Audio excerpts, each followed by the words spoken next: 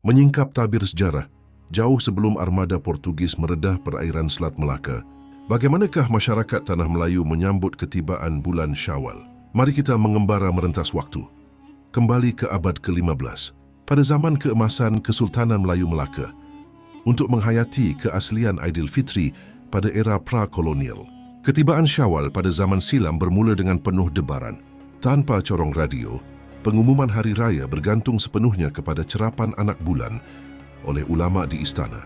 Sebaik sahaja anak bulan disahkan kelihatan, keheningan malam akan segera dipecahkan oleh paluan beduk dan tabuh, bergema dari satu surau ke surau yang lain.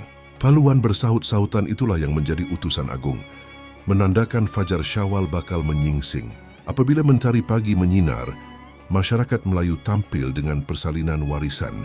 Kaum lelaki menggayakan baju potongan longgar bersamping kain tenun, manakala wanita pula anggun berbusana tradisional beserta kain kelubung yang memelihara aurat. Di ruang dapur, juadah pagi raya disiapkan secara bergotong royong.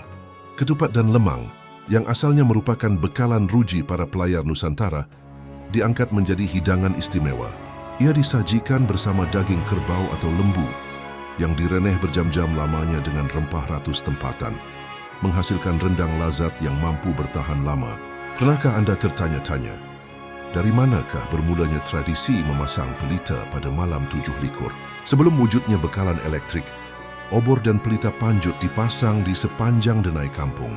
Tujuannya amat praktikal, bagi menerangi laluan gelap supaya mudah penduduk desa berjalan menuju ke masjid untuk melaungkan takbir. Menjelang pagi raya pula, usai solat sunat budaya bermaafan bermula. Rakyat jelata lazimnya akan berkumpul di halaman istana atau teratak penghulu untuk menzahirkan taat setia. Pada era tersebut, amalan pemberian wang sampul raya masih belum wujud. Sebaliknya, perkongsian dan pertukaran juadah menjadi simbol keikhlasan dan kasih sayang sesama jiran tetangga. Walaupun zaman berganti zaman dan paluan beduk tidak lagi menjadi pendengar utama, roh Aidilfitri, iaitu kemenangan, kesyukuran dan keutuhan silaturahim, tetap teguh berakar dalam sanubari kita.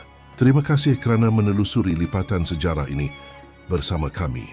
Jika anda menghargai paparan dokumentari ini, silakan tekan butang like, kongsikan video ini dan subscribe ke saluran kami untuk menyokong lebih banyak kisah sejarah Nusantara pada masa akan datang. Selamat Hari Raya Aidilfitri, maaf zahir dan batin.